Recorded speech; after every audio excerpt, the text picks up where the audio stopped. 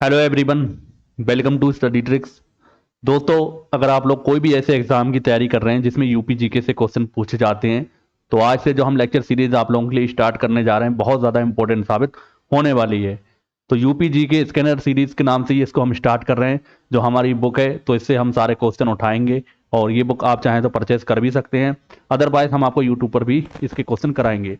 आपको बता दें, यूपी ट्रिपल एस सी के जितने भी एग्जाम होंगे तो उनसे रिलेटेड ये सीरीज चलने वाली, चाहे लेखपाल का एग्जाम हो या कोई भी फार्मेसी का एग्जाम, कोई भी एग्जाम हो, हर एग्जाम में ये हेल्प करेगा।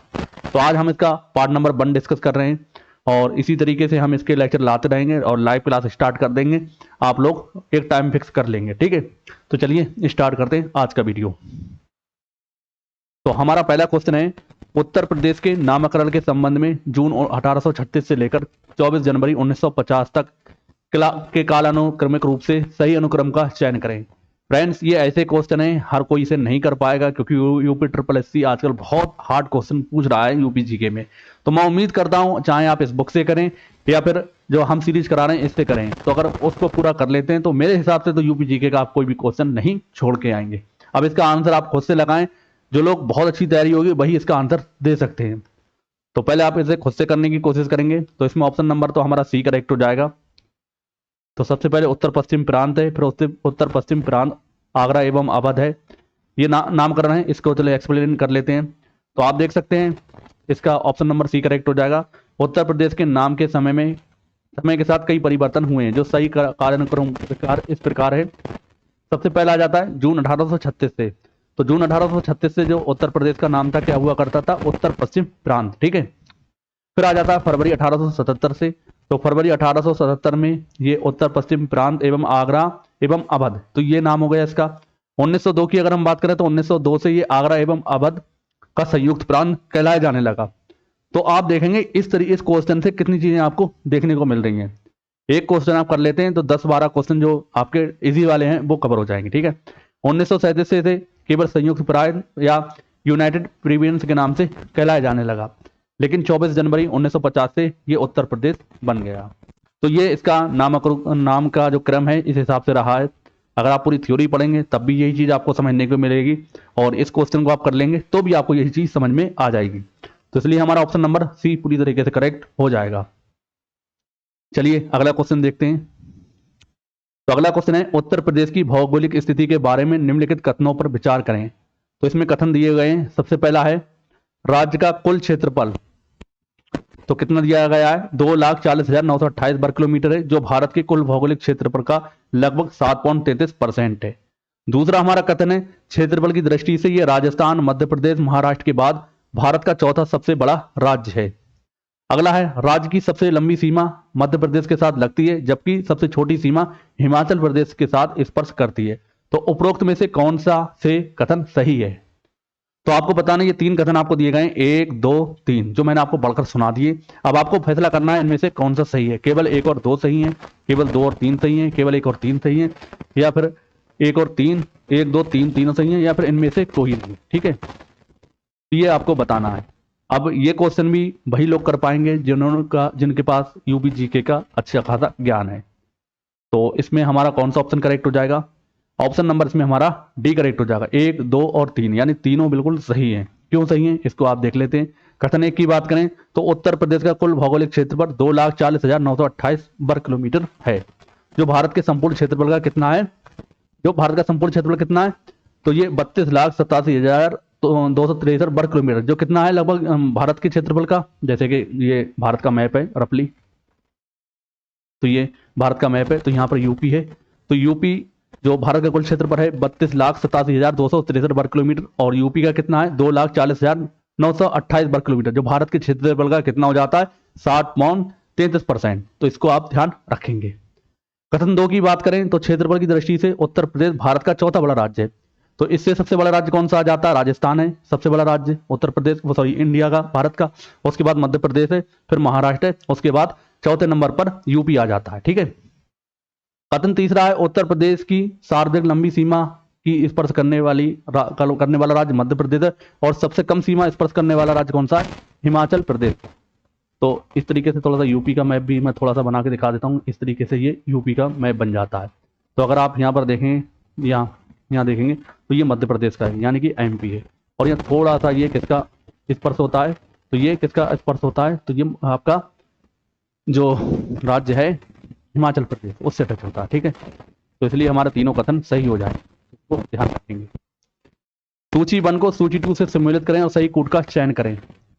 तो सबसे उत्तरी जिला दे रखा है, ये आपको दिए हुए, आपको इसमें मैचिंग करना है। पहले आप एक बार खुद से करने की कोशिश करेंगे, उसके बाद इसका आंसर देखेंगे। तो इसमें हमारा जो ऑप्शन नंबर कौन सा करेक्ट हो जाएगा, ऑप्शन नंबर हमारा ए करेक्ट हो जाएगा। तो इसमें ध्यान रखेंगे, उस सबसे उत्तरी जिला कौन सा है, सहारनपुर, तो ये किससे मैच हो जाएगा, सहारनपुर से। उसके बाद सबसे दक्षिणी जिला कौन सा है, सोनभद्र। उसके बाद सबसे पूर्वी जिला बलिया है, तो ये इससे मैच हो जाएगा, यानी कि सी का दूसरे से मैच हो जाएगा। सबसे पश्चिमी जिला कौन सा है, शामली है।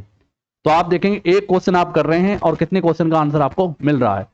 कोई थ्योरी मत पढ़ें, कुछ ना पढ़ें, बस यूपी जीके का बस इतना कर लें, चाहे हमारी बुक से करें, अदरवाइज चाहें तो आप ये जो सीरीज हम स्टार्ट किए इससे कर सकते हैं। मैं मानता हूं लेखपाल में 20 क्वेश्चन आपको मिलेंगे, 20 में से अगर सीरीज कर लेते हैं या यूपी जीके के क्वेश्चन कर लेते हैं तो 20 में से 17-18 हंसते खेलते आप करके आएंगे, बिना किसी टेंशन के, बिना किसी के बैच लिए हुए, बिना किसी के कोई और बुक लिए हुए।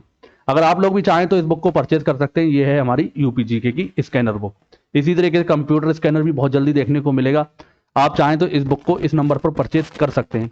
बहुत सारे लोग बोल रहे हैं महंगी है, तो मैं आपको बता दूं मात्र 269 रुपए की बुक है, 80 रुपए आपको डिलीवरी चार्ज देना है। अगर आप मेरे पास खुद से आके ले जाएंगे तो मात्र आपको मैं 269 में ही दूंगा। इसमें पेजों की संख्या की बात करूं, लगभग 340 पेज है, बहुत मोटी किताब है।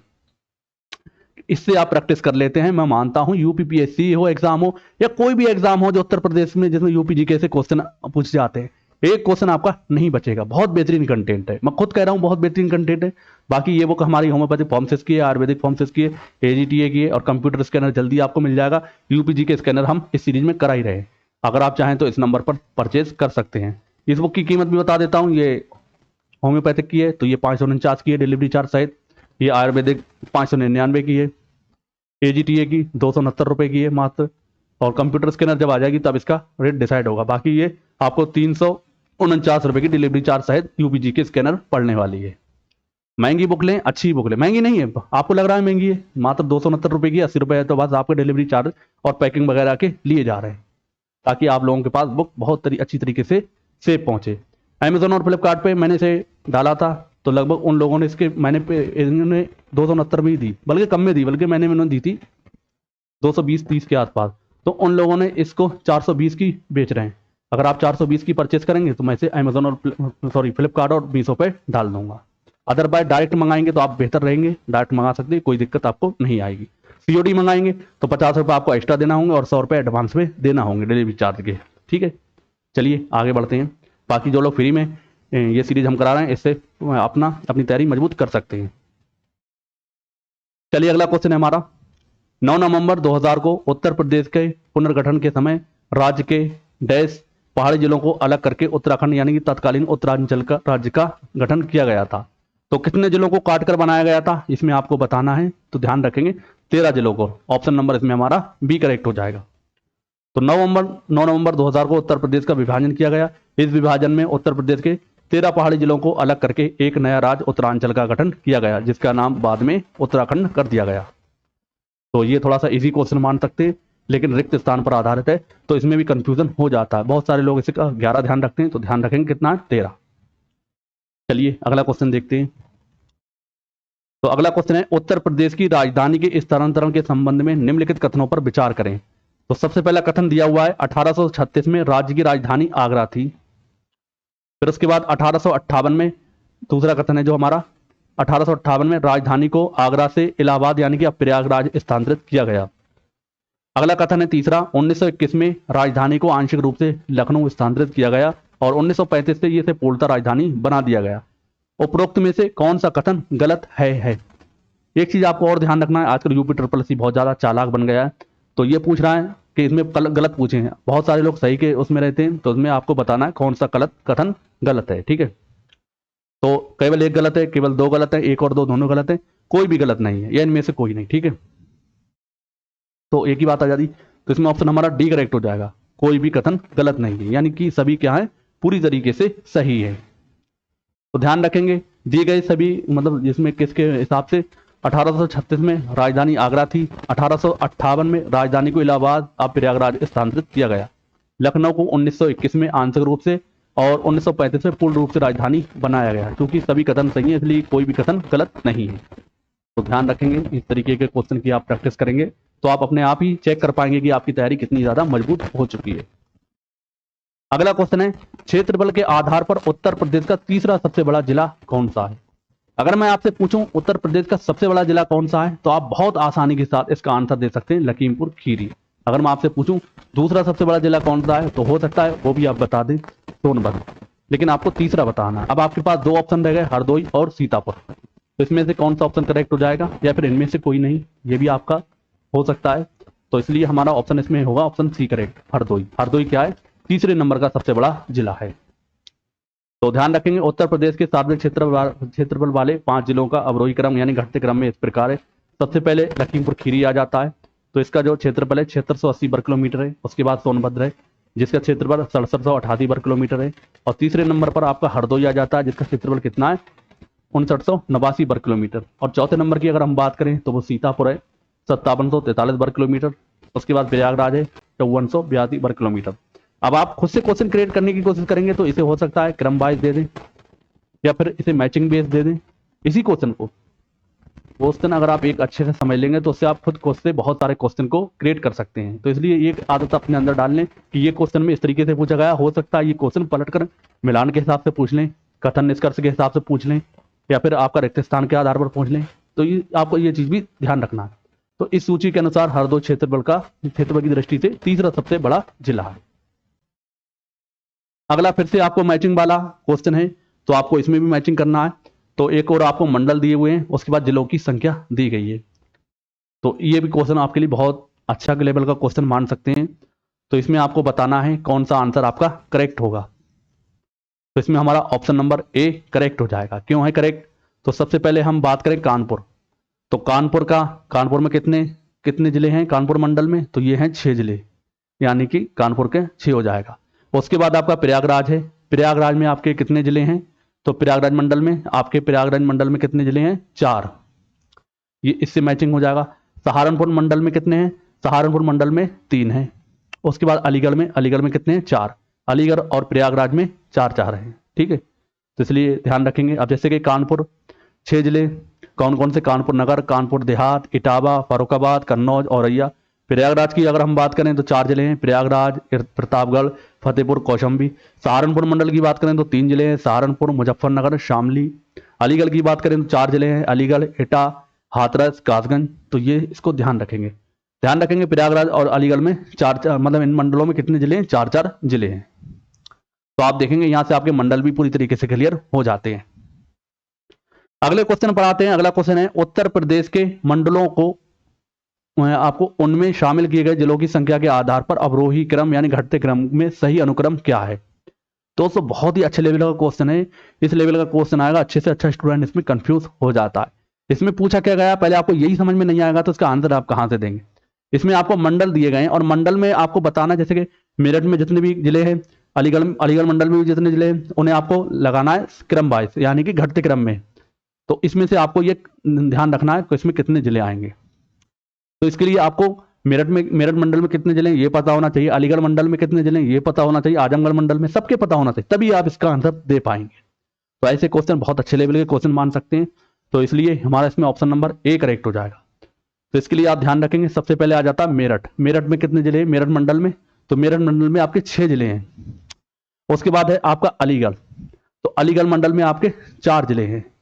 उसके बाद आ जाता है आपका ये आजमगढ़, तो आजमगढ़ मंडल में 3 जिले हैं। इसी तरीके से आप इसमें क्रम में देखेंगे थोड़ा सा कंफ्यूज हो सकते हैं। लखनऊ में कितने हैं, लखनऊ में 6 हैं।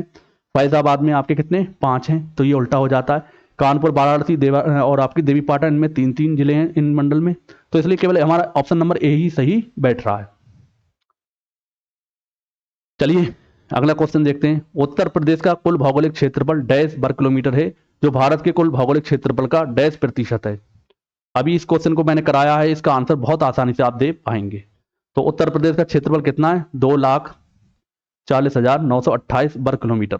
और ये मतलब भारत के क्षेत्रफल का कितना है, तो ध्यान रखेंगे 7.33%। तो इसको ध्यान रखेंगे। इसलिए हमारा ऑप्शन नंबर कौन सा करेक्ट हो जाएगा, ऑप्शन नंबर ए करेक्ट हो जाएगा। तो यही चीज इसमें दी हुई है, तो इसको ध्यान रखना है। अगला क्वेश्चन है आपका, राष्ट्रीय राजधानी क्षेत्र यानी कि एनसीआर के संबंध में निम्नलिखित कथनों का मूल्यांकन करें। अब इसमें आपको कथन दिए गए, इनमें से आपको बताना है, ठीक है। उत्तर प्रदेश के कुल 8 जिले एनसीआर में सम्मिलित हैं। एनसीआर में शामिल करने हेतु प्रस्तावित जिलों में मथुरा, अलीगढ़, हाथरस और सहारनपुर शामिल हैं। एनसीआर में शामिल उत्तर प्रदेश के जिलों में सबसे नवीनतम जिला शामली है। उपरोक्त में से फिर आपको बताना है कौन सा कथन सत्य है। अब आपकी असत्य नहीं पूछा, सत्य पूछा है, कौन सा सही है कथन, ठीक है। तो इसमें आपको बताना है, तो इसमें ऑप्शन नंबर डी करेक्ट हो जाएगा। तीनों ही ये क्या है, तीनों ही कथन कैसे हैं, सही हैं। तो ध्यान रखेंगे, उत्तर प्रदेश के 8 जिले एनसीआर में शामिल हैं। मेरठ, गाजियाबाद, गौतम बुद्ध नगर, बुलंदशहर, हापुड़, बागपत, मुजफ्फरनगर और शामली। तो हमारा पहला कथन बिल्कुल सही है। उसके बाद आपका कथन 2 है, मथुरा, अलीगढ़, हाथरस और सहारनपुर एनसीआर में शामिल करने का प्रस्ताव है। 2 भी आपका सही है। शामली को 2011 में जिला बनाया गया था और बाद में एनसीआर में शामिल किया गया। ये सूची में सबसे नया बनता है, तो इसमें ये भी सही है। तो इसलिए ऑप्शन नंबर हमारा कौन सा करेक्ट हो जाएगा, ऑप्शन डी करेक्ट हो जाएगा। तो इसको ध्यान रखेंगे। अगला क्वेश्चन है आपका, क्षेत्रफल की दृष्टि से उत्तर प्रदेश के 5 सबसे छोटे जिलों के सही आरोही क्रम बढ़ते क्रम में आपको चयन करना है। तो ये आपको बताना है, इसमें सबसे छोटे जिलों को सही आरोही क्रम में यानी बढ़ते क्रम में आपको चयन करना है। जैसे कि आपको इसमें कौन सा ऑप्शन करेक्ट होगा, सबसे पहले आपको सबसे छोटा लेना है, उसके बाद सबसे उससे बड़ा। तो इसलिए हमारा ऑप्शन नंबर इसमें ए करेक्ट हो जाएगा। हापुड़, गाजियाबाद, भदोई, शामली और बागपत। तो इसमें देख सकते हैं जैसे कि हापुड़ का जो क्षेत्रफल है कितना है, 660 वर्ग किलोमीटर। गाजियाबाद का कितना है, 910 वर्ग किलोमीटर। भदोई का कितना है, 1015 वर्ग किलोमीटर। शामली का कितना है, 1043 वर्ग किलोमीटर। बागपत का कितना है, 1321 वर्ग किलोमीटर। तो इसलिए इसको ध्यान रखेंगे, ऑप्शन नंबर इसमें हमारा ए पूरी तरीके से करेक्ट हो जाएगा। बाकी और कोई क्रम सही नहीं बैठेगा। अगला क्वेश्चन है आपका, उत्तर प्रदेश के गठन और दिवस के संबंध में निम्नलिखित कथनों पर विचार करें और कथनों में से कौन सा कथन सही है। तो इसमें आपको बताना है, तो पहला कथन दिया गया है कि उत्तर प्रदेश नाम से राज्य की स्थापना 24 जनवरी 1950 को हुई थी। अगला कथन हमारा दूसरा कथन है, राज्य का पुनर्गठन 1 नवंबर 1956 को किया गया था। तीसरा कथन हमारा दिया गया है, प्रथम उत्तर प्रदेश दिवस 24 जनवरी 2018 को मनाया गया था। आपको 3 कथन दिए गए हैं, तीनों कथन में से आपको बताना कौन सा सही है और कौन सा नहीं है, ठीक है। तो इसमें ऑप्शन दिया गया केवल 1 सही है, केवल 1 और 2 सही है, केवल 2 और 3 सही है, या तीनों केवल 1, 2, 3 सभी सही हैं, या फिर इनमें से कोई नहीं, ठीक है। तो इसलिए इसमें हमारा ऑप्शन कौन सा करेक्ट हो जाएगा, बहुत अच्छे लेवल का क्वेश्चन ये भी मान सकते हैं। तो इसमें ऑप्शन डी करेक्ट हो जाएगा, 1 और 2, 3 मतलब तीनों सही है, ठीक है। तो इसको देख सकते हैं, 24 जनवरी 1950 को संयुक्त प्रांत नाम बदलकर उत्तर प्रदेश कर दिया गया। तो ये हमारा पहले कथन के बारे में दिया हुआ है। अगला है, राज्य पुनर्गठन अधिनियम के तहत 1 नवंबर 1956 को राज्य का पुनर्गठन किया गया। तो ये भी आपका सही हो जाता है। तीसरा कथन है, उत्तर प्रदेश सरकार ने 24 जनवरी 2018 को पहली बार उत्तर प्रदेश दिवस मनाया। यानी कि जब ये बीजेपी की सरकार उत्तर प्रदेश में बनी तो योगी जी ने पहली बार ये 24 जनवरी 2018 को उत्तर प्रदेश दिवस मनाया था। तो इसको भी आपको ध्यान रखना है। तो ये भी आपको बहुत बेहतरीन तरीके का क्वेश्चन है और इसको तरीके की आप तैयारी करते हैं तो मैं उम्मीद करता हूं कि जो 20 में से अगर क्वेश्चन आते हैं तो 17-18 बहुत आसानी के हंस खेल के कर लेंगे। चाहे आप जो सीरीज चलाई जा रही है इससे कर सकते हैं, या फिर आप चाहें तो हमारी बुक से भी इन क्वेश्चन को कर सकते हैं।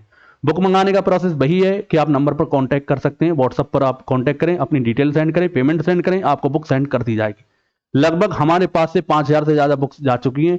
आपको कहीं भी कोई परेशानी नहीं होगी। अगर बहुत आपको लगता है कि कहीं बुक में कोई गड़बड़ है तो मतलब आप हम पे कॉल करके पूछ सकते हैं कि हमारी बुक अभी तक नहीं पहुंची। लेकिन अभी तक कोई सिंगल स्टूडेंट ये नहीं कह सकता कि हमारी बुक नहीं मिली, चाहे कोई सी बुक हो।